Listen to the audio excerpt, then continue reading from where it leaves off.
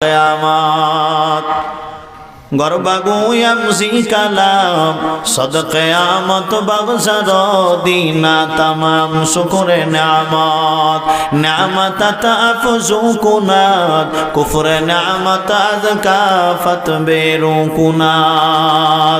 अल्लाह बोलेन बंदा ए गोलाम आमी आल्लाहर देওয়া আসমানের বৃষ্টি ভোগ করতেছ, আমি আল্লাহর দেওয়া জমিনের ফসল খাইতেছ, আমি আল্লাহর দেওয়া চন্দ্রের আলো সূর্যের আলো ভোগ করতেছ, আমি আল্লাহর দেওয়া সমুদ্রের মাছ, আমি আল্লাহর দেওয়া গাছের ফল, এই সুন্দর সুন্দর নিয়ামত ভোগ করার পর বান্দা অনেক সময় শয়তানের ধোঁকায় পড়ে বলেই ফেলে আল্লাহ বলতে কেউ নাই, খালিক বলতে কেউ নাই, মালিক বলতে কেউ নাই, স্রষ্টা বলতে কেউ নাই। এই পৃথিবীটা প্রাকৃতিক ভাবেই চলতেছে, চলতেই থাকবে, এর পিছনে রব্বুল আলামিন বলতে কেউ নাই, আল্লাহ বলতে কেউ নাই, খালিক মালিক বলতে স্রষ্টা বলতে কেউ নাই। এইটা ভ্রান্ত মতবাদ। এই ধরনের নাস্তিক মনোমানসিকতাওয়ালা মুসলমান আপনার মাদারীপুরে আছে না নাই? জোরে বলেন। আল্লাহ রাব্বুল আলামিন বলেন হে গোলাম স্রষ্টা আছে কি না এইটা ইব্রাহিম থেকে খবর নেই। বলে কে সেই ইব্রাহিম? বলে বলখের বাদশা ইব্রাহিম। পুরা বলখটাই ইব্রাহিম ইবনে আদহামের হাতের গোলাম। ইব্রাহিম যদি বলে ডাইনে যা ডাইনে যায়, ইব্রাহিম যদি বলে বামে যা বামে যায়, ইব্রাহিম যদি বলে দাঁড়াইয়ে থাক দাঁড়াইয়ে থাকে, ইব্রাহিম যদি বলে সামনে যা সামনে যায়। এক কথায় পুরা বলখের মানুষগুলি ইব্রাহিমের হাতের গোলাম। এই ইব্রাহিম ইবনে আদহাম ঘুমাইয়াছে। হঠাৎ শেষ রজনীতে রাত্র ৩টার পরে কে যেন চোখের থেকে ঘুম কেড়ে নিয়ে চলে গেল, আর ঘুম আসে না। ইব্রাহিম কয় কি ব্যাপার? এ প্রহরীর দল তোরা একটু তালাশ কর। আমি ইব্রাহিম ইবনে আদহাম হলাম বলখের বাদশা, আমার কথায় মানুষ ওঠে আর বসে, কিন্তু না না, কোন জিনিসের এত দুঃসাহস হইল যে আমার চোখের থেকে ঘুম আমার অনুমতি ব্যতিরেকেই কেড়ে নিয়ে চলে গেল। প্রহরীরা ডাক দিয়া কয় মহারাজ অনেক সুন্দর করে চিরনীয় অভিযান চালাইলাম, কিন্তু না না, ইয়া কোনো কারণ বের করতে আমরা পারি নাই। ইব্রাহিম কয় তোরা যা যা, এবার আমি নিজেই কারণ দর্শানোর জন্য নেমে পড়লাম। ইব্রাহিম ঘুমায় না, বালিশটা হাঁটুর উপরে নিয়ে চিন্তায় বিভোর। ইব্রাহিম ডানে তাকায় বামে তাকায়, কোনো দিকেই কোনো কারণ খুঁজে তালাশ করে পায় না। হঠাৎ তাকাইয়া দেখতেছে জানালার ছোট একটা ছিদ্র দিয়া চন্দ্রের হালকা আলো ইব্রাহিমের চোখের মণিকুঠায় আঘাত করে ফেলেছে। ইব্রাহিমের আর বুঝতে বাকি নাই এই চন্দ্রের আলোয় আমার চোখের ঘুম কেড়ে নিয়ে চলে গেল। ইব্রাহিম কয় কি ব্যাপার? বলখের মানুষগুলি যদিও আমার হাতের ইশারায় ওঠে আর বসে, এক কথায় আমার কথার গোলাম হয়ে গেল, কিন্তু না না, প্রতিদিন পূর্বাকাশে সকালবেলা দেখে সূর্য, এই সূর্যটা আমার পশ্চিমে ঘুমাইয়া যায়। প্রতিদিন রাতের বেলায় দেখি চন্দ্র, এই চন্দ্রটা আমার 15 দিন পর বিলীন হয়ে যায়। বলখের মানুষ যদিও আমার হাতের ইশারায় ওঠে আর বসে, কিন্তু না না, এই সূর্যটা তো আমার হাতের ইশারায় ওঠেও না, অস্তমিত হয় না।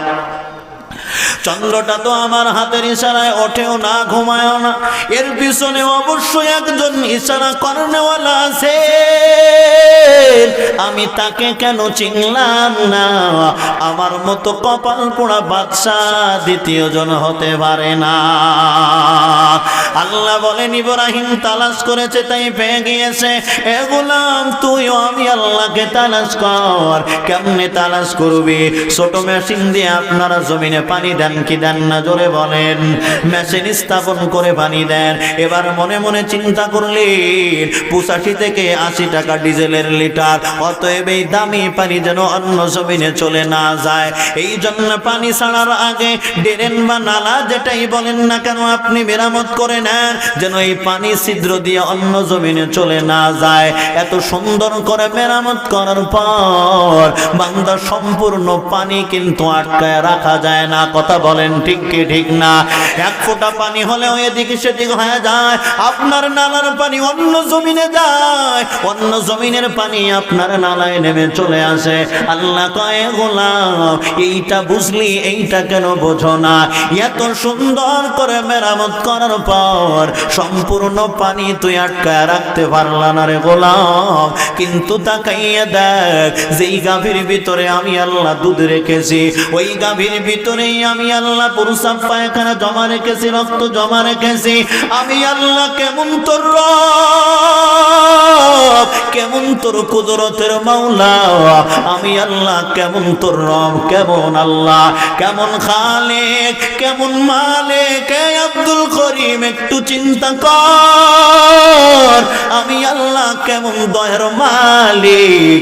এত সুন্দর করে মেরামত করার পরে সম্পূর্ণ পানি তুই আটকায় রাখতে পারলা না, কিন্তু ওই গাভীর দিকে তাকাইয়া দেখ, আমি আল্লাহ গাভীর দলানের ভিতরে আলাদা কোনো পার্টিশন লাগাই নাই, কোনো দেওয়াল লাগাই নাই, কোনো তার কাটা দেই নাই, বেড়া দেই নাই। আমি আল্লাহ কোনো ছিদ্র বন্ধ করি নাই রে রব্বের মানুষ। আমি আল্লাহ এত সুন্দর করে মেরামত করার প্রয়োজন হয় নাই, তুই সুন্দর করে মেরামত করার পরে সম্পূর্ণ পানি তুমি আটকায় রাখতে পারো নাই।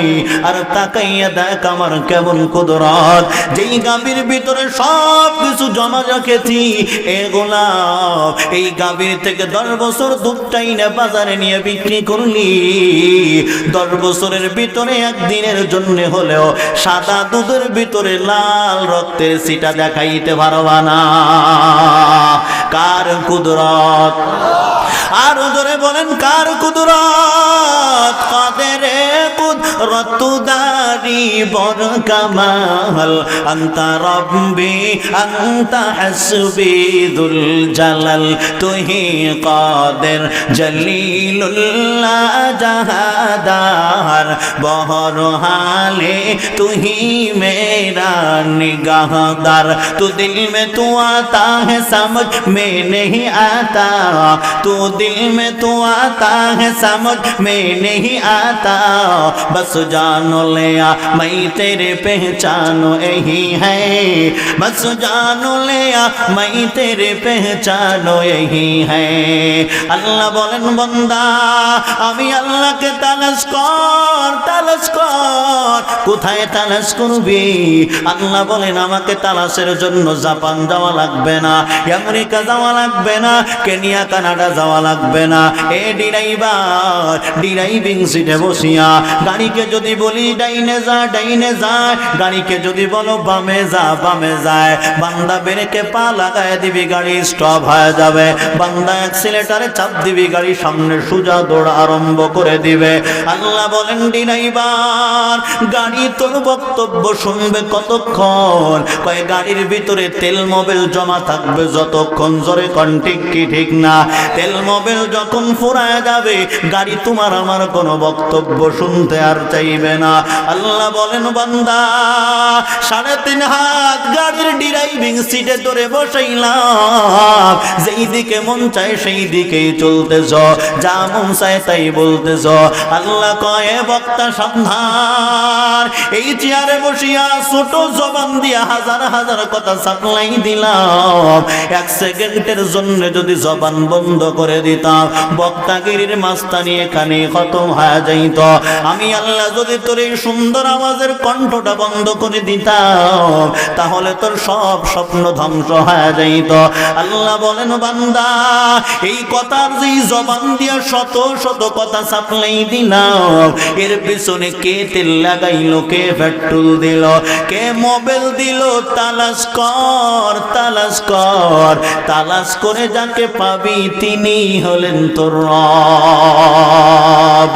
ইয়া ইলাহি মি কুনাদ শামস কমার, ইয়া ইলাহি মি কুনাদ লাইল নাহার, ইয়া ইলাহি মি কুনাদ আরদ সামা, ইয়া ইলাহি মি কুনাদ জাওয়া জাহা।